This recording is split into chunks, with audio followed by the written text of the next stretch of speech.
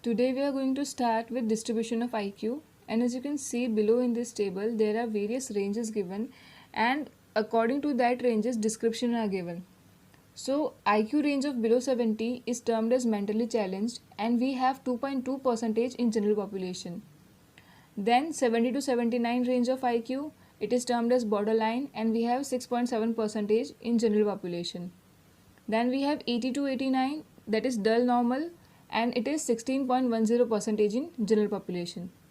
Then we have 90 to 100, which is termed as average, and it is 50% of the population. Okay. Then 110 to 119, it is bright normal, that is 16.1 percentage in general population. Then 120 to 130, that is superior, and we have 6.7 percentage in general population.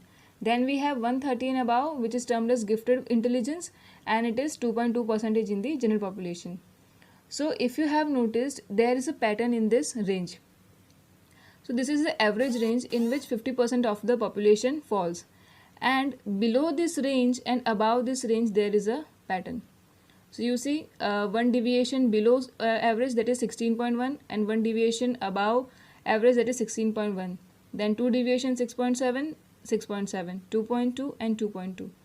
So why this happens is, let's understand in the normal probability curve, that is normal probability curve of intelligence that we studied earlier in the this is the normal probability curve of intelligence that we studied in our earlier lecture. Okay, so as you can see, this 100 is termed as the mean value of the curve. Okay, so the range of IQ 100 is the mean value, and the population between this 90 and 100 is termed as average population. 90 to 110 is termed as average population. Okay, so over here in this 90 to 100, this range should be 90 to 109 and not 90 to 100. Okay, so the population between 90 to 110 is termed as average. Now one thing we should note here is the section between this two line, that is 80 to 90. The section between 80 to 90, that is this one, is termed as negative first standard deviation, and this line between 110 to 120 is positive first standard deviation. That is how much the data deviate, how much the data differ from the mean value is known as standard deviation. Okay, so below the average, that is below the mean value, would be negative standard deviation, and above the mean value would be positive standard deviation. So when you observe over here, that is 90 to 80, we have 16.1, and 110 to 120, that is 16.1, and you can also correlate within this table, that is 110 to 119, we have 16.1, and 80 to 89, we have 16.1. Okay, then between these 70 to 80 and 120 to 130, it is known as second standard deviation. Okay, and as you can see, between 70 to 80 we have 6.7, and between 120 to 130 we have 6.7.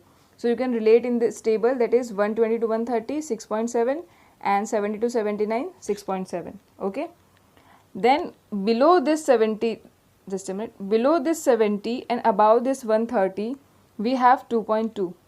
So see, below 70 we have 2.2, and above 130 we have 2.2 percentage of population. Okay, so you understood the value, the meaning of the mean value, then what is first deviation, second deviation, and also what is positive standard deviation and what is negative standard deviation. Okay, so whatever falls below the mean value is negative standard deviation, and the above, whatever falls above the mean value is positive standard deviation. Okay, so if you can like remember this probability curve, this whole chart of yours would be easy to remember. Okay, and the division would be easily remembered. Okay, now just a minute.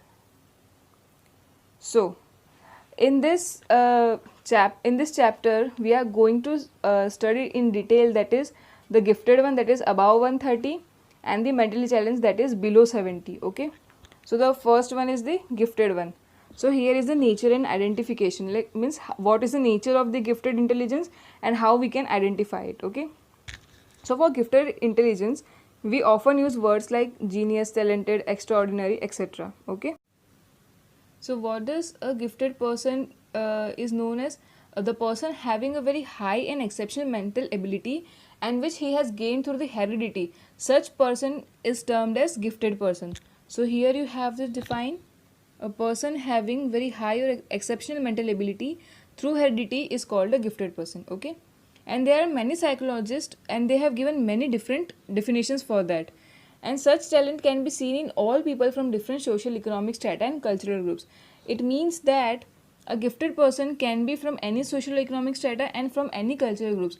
So the gifted person is not limited to any particular culture or a particular social economic environment, but you can find a gifted person in every setting. Okay. But in present time, a gifted person is defined as superior ability in any worthwhile line of human endeavor, including moral, physical, emotional, cognitive, social, intellectual, or aesthetic life. Okay. But in today's time, how giftedness is defined as it is a superior ability in any worthwhile line of human endeavor. So whatever human does, whatever efforts he made, it has a superior ability in that. And what kind of human endeavor? It includes moral, physical, emotional, cognitive, social, intellectual, or aesthetic life. Okay. Terman in 1925 began a study of such gifted people. Their high cognitive ability was measured by such intelligence tests. So what the Terman did was in 1925 he began the study of such gifted people, and also he studied that there are high cognitive ability which can be measured through intelligence test. Okay, intelligence test we study in the last lecture. Also, according to Joseph Renzulli, gifted depends on high intelligence, high creativity, and high motivation.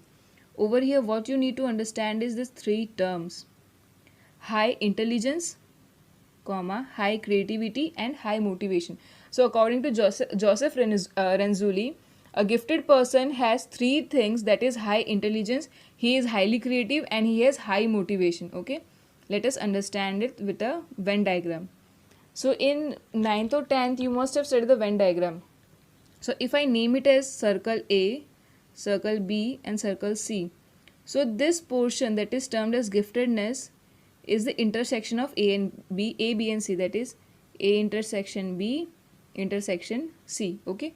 So when there is an intersection of A, that is high intelligence, B, high creativity, and high motivation, it results into giftedness, that is the IQ range of 130 and above.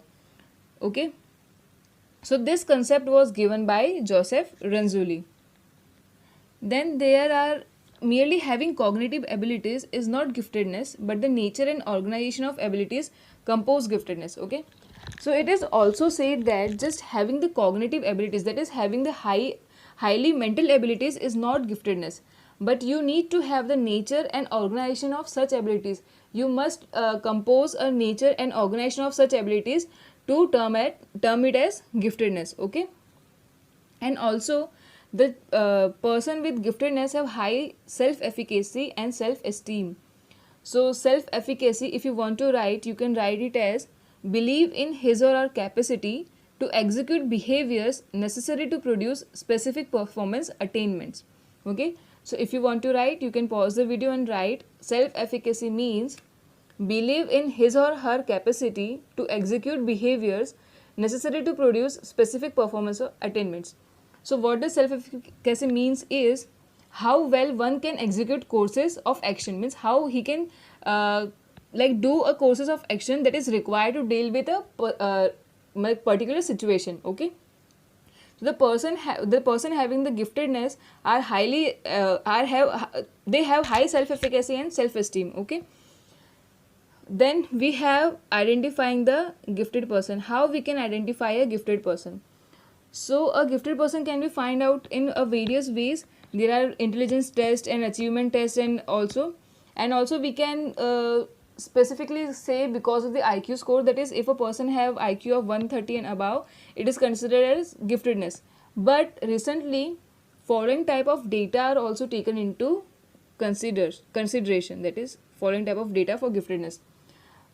Other than IQ test and the IQ score, this type of indicators are also studied to state whether the person have a giftedness or not. So the first indicator is his IQ in an individual or group test of intelligence. So his IQ in individual test and his group test is considered. Okay. Then teacher's judgment about his abilities and grades in school. So what teacher has evaluated about the child and his grade in the school, that is his scores in the school, are also considered to term the person as having a gifted intelligence. Then parents judgment and evaluation through interview. So what did parents judge about their children, or what they perceive of their children, is also considered. And also appraisal of his social and emotional maturity. So the social and emotional maturity is also considered as an indicator. So how mature is he in his social setting and how mature is he in his emotional setting, so that is also considered. So to recognize the gifted children, other factors like adjustment, his ambition, self-evaluation, strength of motive, etc. are also informative. So according to these indicators, there are some more, that is how he can adjust, how likely he can adjust, his what are his ambitions, what are his self-evaluation and strength of motive, etc. are also taken into consideration. So this is how you can identify a gifted person. So then we have characteristics of gifted children. So what are the characteristics, means what all they possess in themselves to be termed as gifted persons. Okay, so what are how the person are if they have gifted intelligence. So here we have for certain characteristics, that is high level of self pride and self efficacy. We understood the meaning of self efficacy and we know the self pride. So they have high level of self pride and self efficacy. Then they are creative and innovative. So the person with gifted intelligence are more creative compared to the others, and they are innovative. They have good insight to solve problem. So whenever a problems come, they get a insight very easily compared to the other one. Okay. Then ability to transfer skills to new problem and solve it. So if they have one ability to do something, they can use that skill in other problem to solve that other problem. Okay. They are more mature and developed than their own age group people. So if a person is more mature than his age, this is the characteristics of a gifted person. They have creativity in fields like writing, music, art, design, etc. So they are creative in fields like writing, music, art and design. They have high self efficacy and can evaluate their own work by reasoning. Because they have high self efficacy, they can actually evaluate their work and they can have their own reasoning also. They are intrinsically motivated to achieve and get pleasure from work. What does intrinsically motivated? It means internal, motivated from internally, means they do not require any reward or something, that is outside motivation they do not require, but they are internally motivated. They have the zeal to do something. So to achieve their and get pleasure from their work, they are intrinsically motivated. Okay, to achieve something and to do something, they are internally motivated. They have high self esteem because of high level of intelligence. They are like have self esteem means self pride itself. This is self esteem, SELFESTEEM. There are two words, SELF and ESTEEM. Self esteem, and self esteem means self pride also because of their high intelligence. They are introverted and so prefer solitude. So they are introvert, not extrovert. They are and so they prefer solitude. Solitude means loneliness, that is lonely. Okay. So here we complete the nature and the characteristics of the giftedness, and now we have the types of intellectual deficiency, that is a person below 70, that is below IQ range below 70. Okay.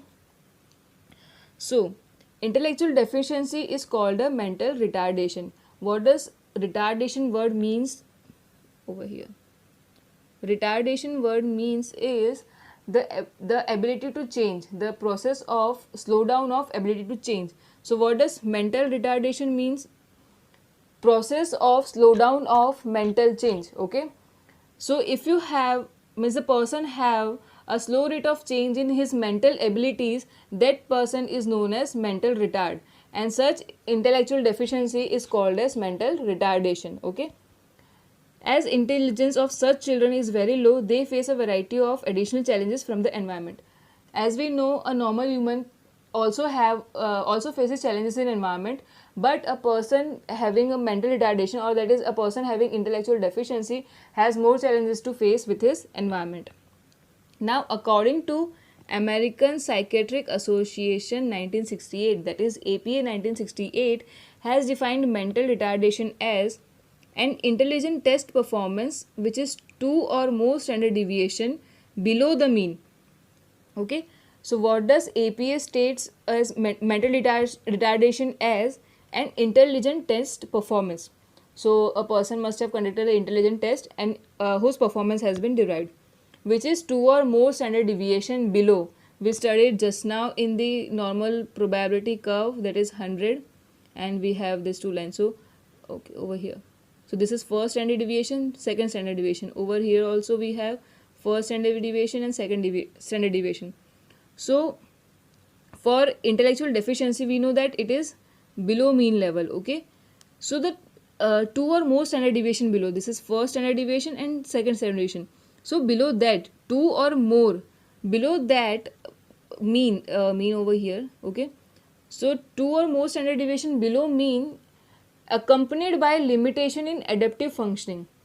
So the test result of a the performance of the test result, if it is 2 or more standard deviation below the mean, and along with that there are limitations in adaptive functioning, that is the person is not that adaptive and has a failure to cope with common task, and that person cannot even do the common task of daily living appropriate to one's age or situation. So according to one's age and situation, if there is a there is limitation to cope up the task, so that kind of situation is termed as mental retardation. Okay, let's understand it again. An intelligent test performance. So the performance of the intelligence test, that is score of the intelligence test, which is 2 or more standard deviation below the mean, which is 2 or more standard deviation below the mean, means below that we know that the mean is at 100 and 2 or more below, that is below 70. If the person has the score below 70 and along with that score there are limitations in adaptive functioning, that is he cannot adapt with the environment, just a minute, he cannot adapt with the environment, and such a failure to cope with common task. And what kind of adaptive functioning? He cannot even cope up with a common task of daily living appropriate to one's age or situation. For daily living also he cannot cope up with the environment, he is not adaptive, and that is related to his age and situation. What is his age and what is his situation, and if that person is not able to do according to that age also and whose score is below 2 standard deviation, that is below 70, such person is termed as mental retard, or such situation is termed as mental retardation. Okay, so normally people below 70 IQ cannot cope up with daily activities of life and so are considered as retard, and they are different from normal individuals. Okay, so the American Association on Mental Retardation and the American Psychiatric Association have developed norms and diagnostic schemes to find the level of mental retardation. So we know that below 70 is termed as mental retardation, but in that also we have 4 levels. So what are they? That is mild retardation, which a person, the range of that IQ is 50 to 69. So if you can remember it in the other way, that is 69 to 70, it would be easy. Let's term it as, for the sake, 70 to 50. Okay, then we have 50 to 35, 50 to 35 is termed as moderate, then 20 to 34 severe, and below 20 profound. So when you write in the exam, you have to write like that only: 50 to 69, 35 to 49, 20 to 34 and below 20. But for you to remember it easily, you can term it as 70 to 50, that is mild, 50 to 35 is moderate, then 35 to 20 severe, and below 20 profound. Okay, so these are the 4 levels of mental retardation: mild, moderate, severe and profound. Okay, now what are the characteristics according to these levels? So here in the table you can see mild 50 to 69, then moderate 35 to 49, severe 20 to 34 and profound below 20. So let us evaluate on the type of functions how this 4 category behaves. So self-help skills. Do the mild have self-help skills? Yes, they feed and dresses themselves, cares for own toilet needs. So the person in the range of mild mental retardation, they can feed themselves, they can dress themselves, and even they can care for their own toilet needs. Then we have moderate one, they have difficulties and they need training, but can learn adequate self-help skills. So for the person having moderate mental retardation, they have difficulties in doing the self-help skills, but due to training and adequate they can learn adequate self-help skills. Okay.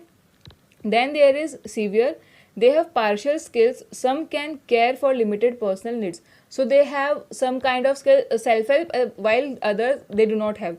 For example, a person can feed himself but he cannot dress. A person can care for his own toilet needs but he cannot feed or dress. So there can be partial skills in severe type of mental retardation. While for profound, that is below 20, they have no self-help skills. Okay, so they cannot feed themselves, they cannot dress themselves, or they cannot even care for their toilet. So next we have speech communication. So how is their speech and how they can communicate? So first one is the mild, that is the person is receptive, expressive, language is adequate and understands communication. That is the person is receptive, means he can properly gain the information that is given to him. He is expressive, he can express, his language is also adequate, he can communicate and he can understand. Okay. Then we have moderate. The moderate is receptive, expressive, language is adequate, has problem in speech. That is the person with moderate mental retardation can gain the information that is given to him, and he has expressive language, he can express, but he has a problem in speech. So he has a problem to speak something. Okay. Then in severe, the person with severe mental retardation has good receptive language, limited expressive language. So the person is good in gaining the information, but he has limited expressive language, he cannot express that much. Then the profound, that is below 20, it has limited receptive language and poor expressive language. So if you give a information to such person, the person cannot gain the whole information, and also his expressive language is poor. Then we have academic skills. For the mild one, in optimal learning environment can go up to 3rd to 6th grade. So if the environment is optimal, that is according to their needs, they can go up to 3rd to 6th standard. That is the mild mental retardation, person with mild mental retardation. Then for the moderate one, in optimal environment can go up to 1st or 2nd grade, and they have few academic skills. So the person with moderate mental retardation can only go up to 1st to 2nd standard, and also they have very limited or few academic skills. While the severe and the profound one, they do not have any academic skills. Then we come to the social skills. The person with mild mental retardation can learn to adjust quickly and has friends. He can adjust according to the environment, and he can learn that quickly, and also he has friends. For the moderate one, they are capable of making friends but has difficulty in social situation. So the person with moderate mental retardation can make friends but has difficulty in social situations. Okay.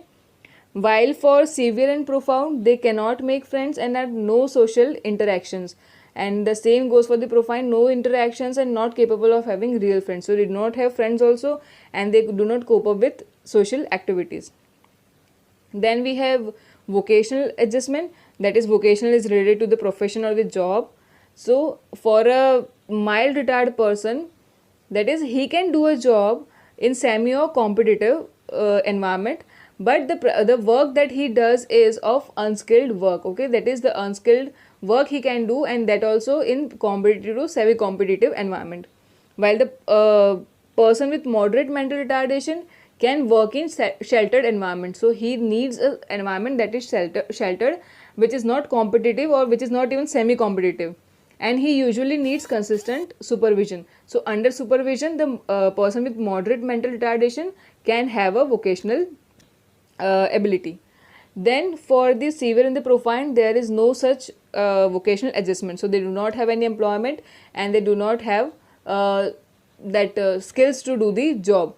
But for the severe one, as they require constant care, so this employment is not possible, and for the below 20, we cannot even think of a job also.